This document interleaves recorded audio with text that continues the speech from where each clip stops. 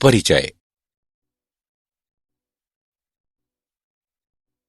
तुम इस शेल्फ में क्या ढूंढ रहे हो? मेरी जीव विज्ञान की किताब यहां नहीं है। आज मेरे जीव विज्ञान के टीचर ने बताया है कि कल जीव विज्ञान का लिखित टेस्ट होगा। तो तुम्हारे टेस्ट का विषय क्या है? कोशिका चक्र और कोशिका विभाजन। कृपया मेरी सहायता करो भाई। ठीक है, मैं तुम्हें कोशिका चक्र और कोशिका विभाजन की विभिन्न प्रावस्थाओं के बारे में बताता हूं।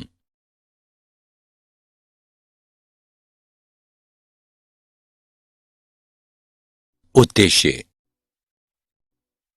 इस पाठ के अंत में आप निम्न करने में सक्षम हो जाएंगे।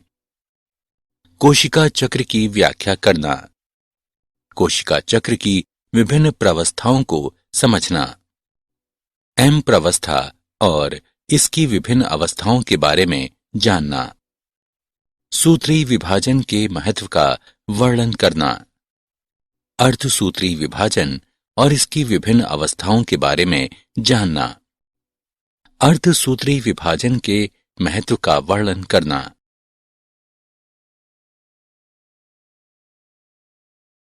कोशिका चक्र क्या है? कोशिका जीवन की संरचनात्मक और कार्यात्मक इकाई है। सभी कोशिकाएं दो भागों में विभाजित होकर जनन करती हैं, जिसमें प्रत्येक पैतृक कोशिका विभाजित होकर हर बार दो संतति कोशिकाओं को जन्म देती है। ये नवनिर्मित संतति कोशिकाएं स्वयं वृद्धि और विभाजन कर सकती हैं। एक पैतृक कोशिका और इसकी संतति वृद्धि और विभाजन के बाद एक नई कोशिकीय जनसंख्या का निर्माण करती हैं। वह प्रक्रिया जिसके द्वारा कोशिकाएं पूर्व मौजूद कोशिकाओं से उत्पन्न होती हैं, कोशिका विभाजन कहलाती हैं। वास्तव में यह एक बहुत महत्वपूर्ण प्रक्रिया है और सभी जीवित जीवों में पाई जाती हैं। कोशिका विभाजन के दौरान डीएनए प्रतिकृतिकरण और कोशिका वृद्धि भी होती है। अब आइए कोशिका चक्र के बारे में जानें। घटनाओं का अनुक्रम जिसके द्वारा एक कोशिका अपने जीनोम का द्विगुणन कोशिका के अन्य संघटकों का संश्लेषण करती है और अंत में दो संतति कोशिकाओं में विभाजन करती है, कोशिका चक्र कहलाता है। आपको यह जानकर आश्चर्य होगा कि प्रतिकृति गुणसूत्र यानी डीएनए कोशिका विभाजन के दौरान जटिल घटनाक्रम के द्वारा संतति केंद्रकों में वितरित हो जाते हैं। अब आइए कोशिका चक्र की प्रावस्थाओं के बारे में जानें।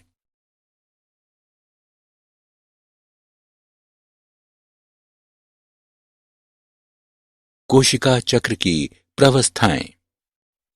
कोशिका चक्र को दो मूल प्रावस्थाओं में विभाजित किया गया है, अंतरावस्था और एम प्रावस्था या सूत्री विभाजन। एम प्रावस्था उस प्रावस्था को व्यक्त करती हैं जब वास्तविक कोशिका विभाजन या सूत्री विभाजन होता है, और अंतरावस्था दो क्रमिक एम प्रावस्थाओं के बीच की अवस्था को व्यक्त करती हैं।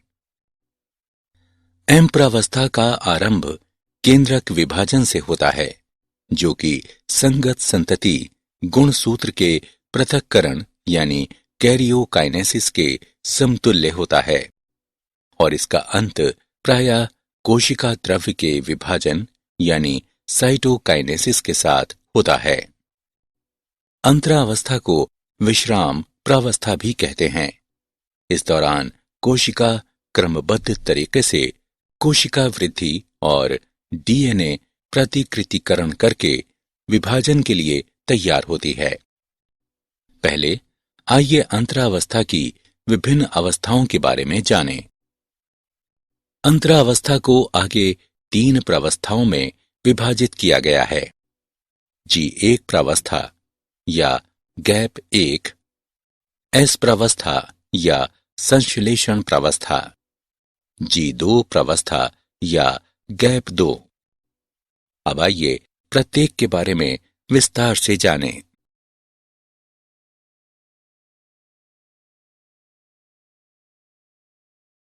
कोशिका चक्र की प्रवस्थाएं। शेष। G1 प्रवस्था सूत्री विभाजन और डीएनए प्रतिकृतिकरण के आरंभ के बीच अंतराल को प्रदर्शित करती है। G1 प्रवस्था के दौरान कोशिका उपापचयी रूप से सक्रिय होती है और निरंतर वृद्धि करती है, लेकिन इसका डीएनए प्रतिकृति नहीं करता है। एस प्रवस्था या संश्लेषण प्रवस्था उस अवधि को दर्शाती है जिसमें डीएनए संश्लेषण या प्रतिकृतिकरण होता है।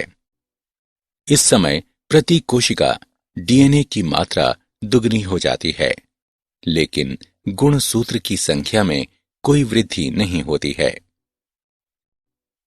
G2 प्रवस्था के दौरान सूत्री विभाजन के लिए प्रोटीन का संश्लेषण होता है, जबकि कोशिका वृद्धि होती रहती है। कुछ कोशिकाएं जो आगे विभाजित नहीं होती हैं, G1 प्रवस्था से निकलकर निष्क्रिय अवस्था में पहुंच जाती हैं, जो कोशिका चक्र की शांत अवस्था यानी G0 कहलाती हैं। इस प्रवस्था में कोशिकाएं उपापचयी रूप से सक्रिय रहती हैं, लेकिन ये विभाजित नहीं होती हैं। इनका विभाजन जीव की आवश्यकता के अनुसार होता है।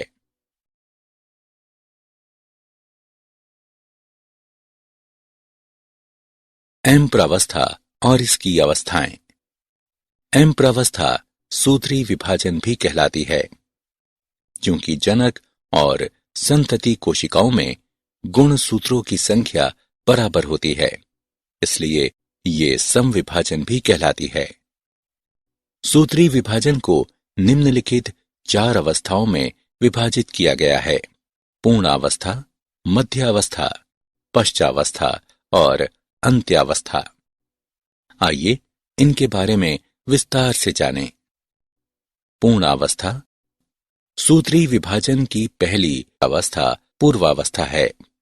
ये अंतरावस्था के S और G2 प्रावस्था के बाद की अवस्था है। S और G2 प्रावस्था में नए डीएनए अणु बनते हैं और आपस में गुंथे होने के कारण स्पष्ट नहीं होते हैं। पूर्वावस्था के पूर्ण होने के दौरान जो महत्वपूर्ण घटनाएं होती हैं, उनकी निम्न विशेषताएं हैं। गुणसूत्रीय द्रव्य संघनित होकर ठोस समसूत्री गुणसूत्र बन जाता है। गुणसूत्र 2 अर्ध गुणसूत्रों का बना होता है, जो आपस में सेंट्रोमियर यानी गुणसूत्र बिंदु से जुड़े रहते हैं। समसूत्री तर्कु सूक्ष्म नलिकाओं के जमावड़े की प्रक्रिया आरंभ हो जाती है। कोशिका द्रव्य के ये प्रोटीन युक्त घटक इस प्रक्रिया में सहायता करते हैं।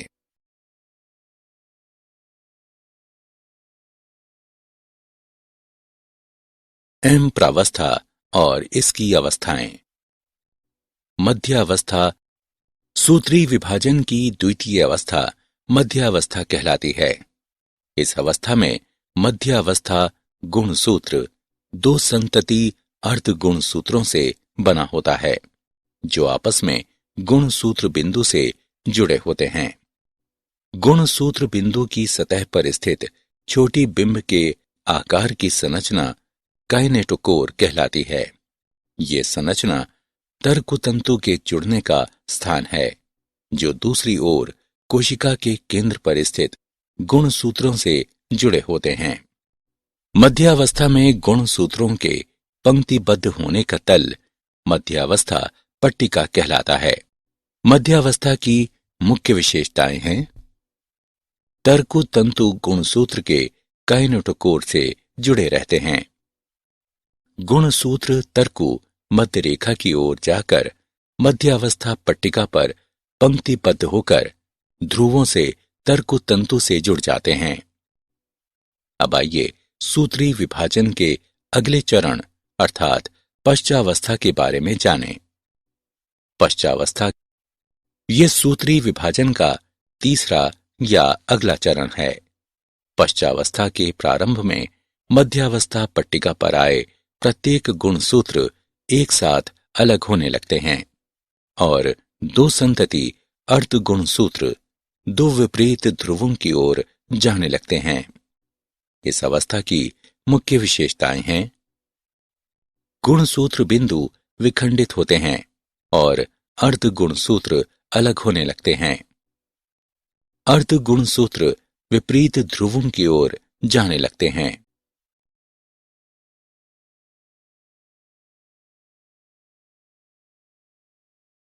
एम्प्रावस्था और इसकी अवस्थाएं। अगली अवस्था अंत्यावस्था है। ये निम्नलिखित मुख्य घटनाओं को दर्शाती है। गुणसूत्र विपरीत तर्कु ध्रुवों पर एकत्रित हो जाते हैं और उनकी पृथक तत्व के रूप में पहचान समाप्त हो जाती है। गुणसूत्र समूह के चारों ओर केंद्रक आवरण का निर्माण हो जाता है। केंद्रिका, गोल्जिकाए और अंतर्द्रव्यी जालिका का पुनर्निर्माण हो जाता है। क्या आप जानते हैं कि सूत्री विभाजन द्विगुणित गुणसूत्रों के संतति केंद्रकों यानी केंद्रक विभाजन में संपृथकन से ही समाप्त नहीं होती, बल्कि कोशिका विभाजन संपन्न होने के अंत में कोशिका स्वयं एक अलग प्रक्रिया द्वारा दो संतति कोशिकाओं में विभाजित हो जाती है, जो कोशिका द्रव्य विभाजन कहलाती है।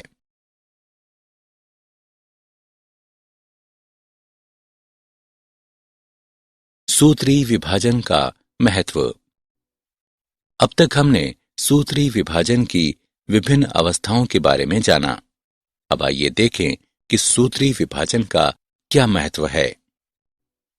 सूत्री विभाजन का महत्व। सूत्री विभाजन में साधारणतया समान आनुवंशिक अवयव वाली द्विगुणित संतति कोशिकाएं बनती हैं। बहुकोशिकीय जीवों की वृद्धि सूत्री विभाजन के कारण होती है। कोशिका वृद्धि के परिणाम स्वरूप केंद्रक व कोशिका द्रव्य के बीच का अनुपात अव्यवस्थित हो जाता है। इसलिए ये आवश्यक हो जाता है कि कोशिका विभाजित होकर केंद्रक कोशिका द्रव्य के अनुपात को बनाए रखे। सूत्री विभाजन का बहुत महत्वपूर्ण योगदान कोशिका की मरम्मत करना है। अधिचर्म की ऊपरी सतह की कोशिकाएं, आहार नाल की भीतरी सतह की कोशिकाएं और रुधिर कोशिकाएं निरंतर प्रतिस्थापित होती रहती हैं। विभज्य योतिकी ऊतकों, शीर्षस्थ एवं पार्श्वीय कैम्बियम में सूत्री विभाजन के कारण पौधों में जीवन भर वृद्धि होती रहती है।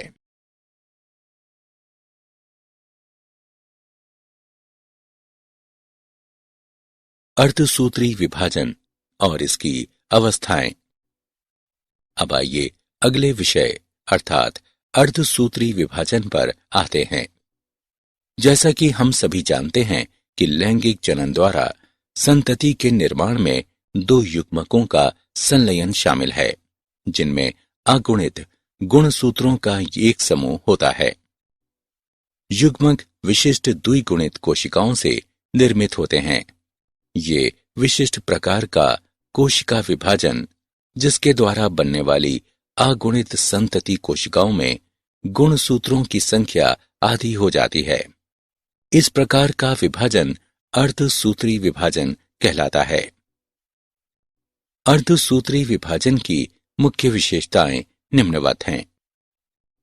अर्धसूत्री विभाजन में केंद्रक और कोशिका विभाजन के दो अनुक्रमिक चक्र शामिल होते हैं, जिसे अर्धसूत्री 1 और अर्धसूत्री 2 कहते हैं। लेकिन डीएनए प्रतिकृतिकरण का केवल एक चक्र पूर्ण होता है। इस अवस्था में पैतृक गुणसूत्रों के प्रतिकृति के साथ समान संतति अर्ध गुणसूत्र बनने के बाद अर्धसूत्री 1 अवस्था प्रारंभ होती है। अर्धसूत्री विभाजन में समजात गुणसूत्रों का युगलन एवं पुनर्योजन होता है। अर्धसूत्री 2 के अंत में 4 अगुणित कोशिकाएं बनती हैं। अर्धसूत्री विभाजन को निम्न अवस्थाओं में वर्गीकृत किया गया है। पूर्वावस्था 1, मध्यावस्था 1, पश्चावस्था 1 और अंत्यावस्था 1 अर्धसूत्री 1 के तहत आती हैं, जबकि पूर्वावस्था 2, मध्यावस्था 2, पश्चावस्था 2 और अंत्यावस्था 2 अर्धसूत्री 2 के तहत आती हैं। अब आइए प्रत्येक प्रावस्था का विस्तार से अध्ययन करें।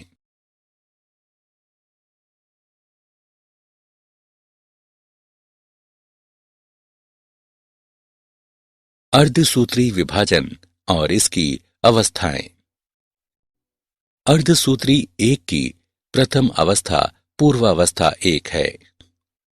ये सूत्री विभाजन की पूर्वावस्था की तुलना में बहुत लंबी और अधिक जटिल है। गुणसूत्रों के व्यवहार के आधार पर इसे आगे निम्न 5 प्रावस्थाओं में उपविभाजित किया गया है, अर्थात तनुपट्टे, युग्म पट्टे, स्थूल पट्टे, द्विपट्टे और पारगति क्रम।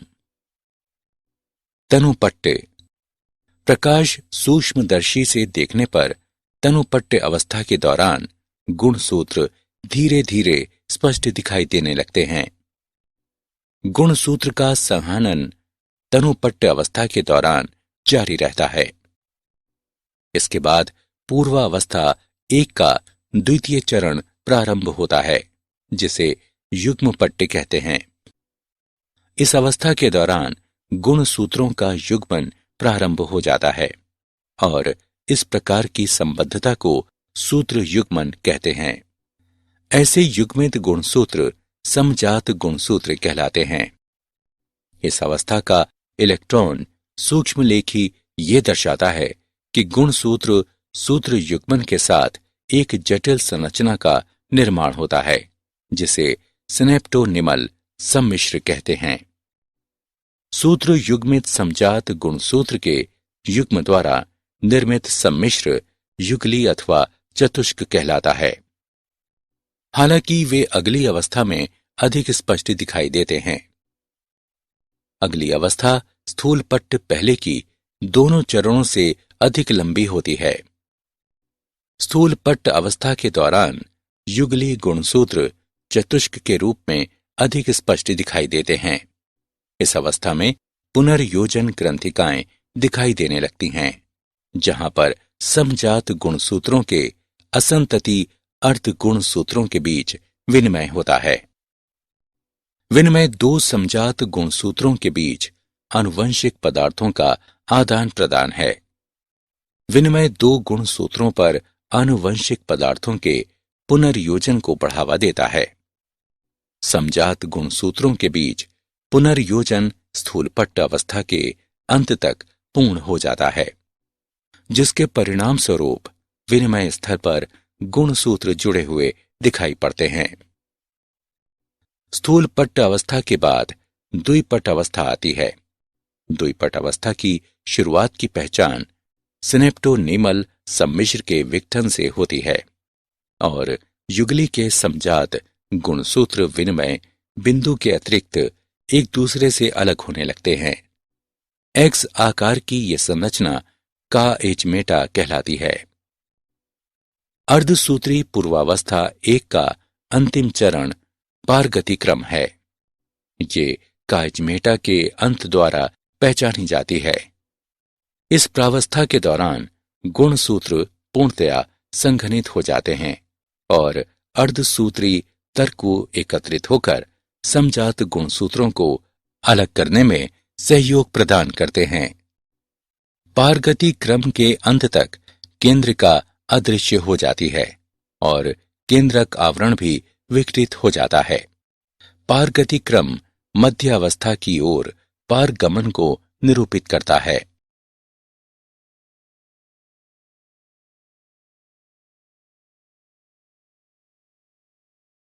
अर्धसूत्री विभाजन और इसकी अवस्थाएं। पूर्वावस्था 1 पूर्ण होने के बाद मध्यावस्था 1 आती है। इस अवस्था में युगली गुणसूत्र मध्य रेखा पट्टिका पर व्यवस्थित हो जाते हैं। विपरीत ध्रुवों के तर्कों की सूक्ष्म नलिकाएं समजात गुणसूत्र के जोड़ों से जुड़ जाती हैं। पश्चावस्था 1 अगली अवस्था है। इस अवस्था में समजात गुणसूत्र अलग हो जाते हैं, जबकि संतति अर्ध गुणसूत्र बिंदु से जुड़े रहते हैं। पश्चावस्था 1 के बाद अंत्यावस्था 1 आती है। इस अवस्था में केंद्रक कला और केंद्रिका पुनः स्पष्ट होने लगते हैं। कोशिका द्रव्य विभाजन शुरू हो जाता है और ये कोशिका द्विक कहलाता है। यद्यपि बहुत से मामलों में गुणसूत्र का कुछ छितराव हो जाता है, वे अंतरावस्था केंद्रक की पूर्णतया फैली अवस्था तक नहीं पहुंचते हैं। दो अर्धसूत्री विभाजन के बीच की अवस्था अंतरालावस्था कहलाती है और ये सामान्यतः कम समय के लिए होती है। अंतरालावस्था के बाद पूर्वावस्था 2 आती है।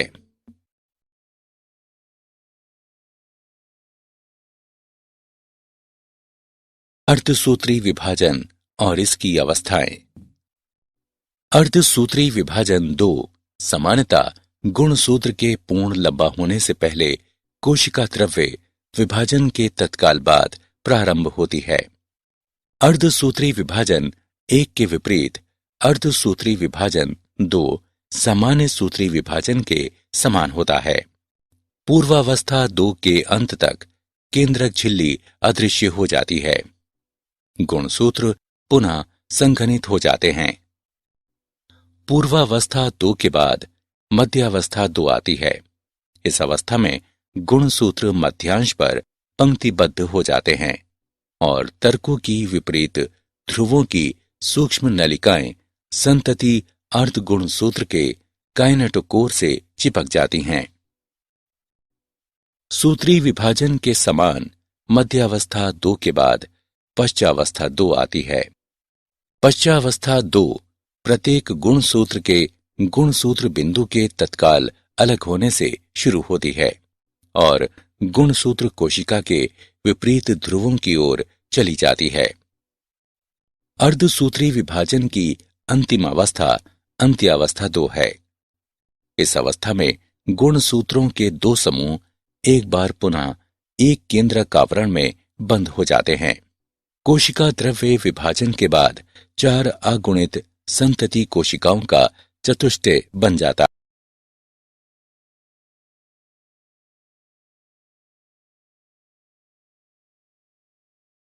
अर्धसूत्री विभाजन का महत्व। अब तक हमने अर्धसूत्री विभाजन 1 और अर्धसूत्री विभाजन 2 के विभिन्न चरणों के बारे में सीखा। अब आइए जानें कि अर्धसूत्री विभाजन का क्या महत्व है।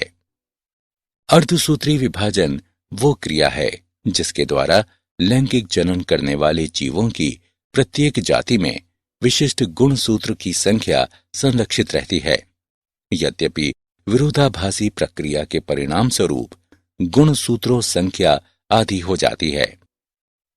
इसके द्वारा जीवधारियों की जनसंख्या में एक पीढ़ी से दूसरी पीढ़ी तक आनुवंशिक विभिन्नताएं बढ़ती जाती हैं। विकास प्रक्रिया के लिए विभिन्नताएं बहुत महत्वपूर्ण हैं।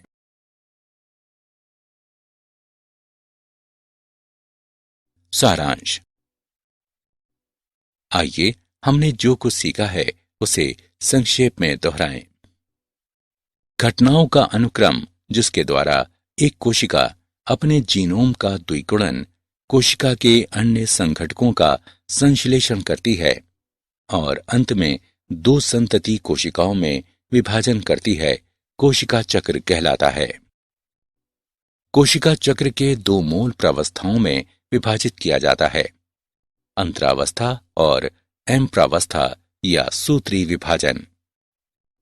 एम्प्रावस्था उस प्रावस्था को व्यक्त करती है जब वास्तविक कोशिका विभाजन या सूत्री विभाजन होता है और अंतरावस्था 2 क्रमिक एम्प्रावस्थाओं के बीच की अवस्था को व्यक्त करती है। अंतरावस्था को आगे 3 प्रावस्थाओं में विभाजित किया गया है। G1 प्रावस्था, S प्रावस्था, G2 प्रावस्था। M प्रावस्था या सूत्री विभाजन को निम्न 4 चरणों में विभाजित किया गया है: पूर्वावस्था, मध्यावस्था, पश्चावस्था और अंत्यावस्था। सूत्री विभाजन में साधारणतया समान आनुवंशिक अवयव वाली द्विगुणित संतति कोशिकाएं बनती हैं। बहुकोशिकीय जीवों की वृद्धि सूत्री विभाजन के कारण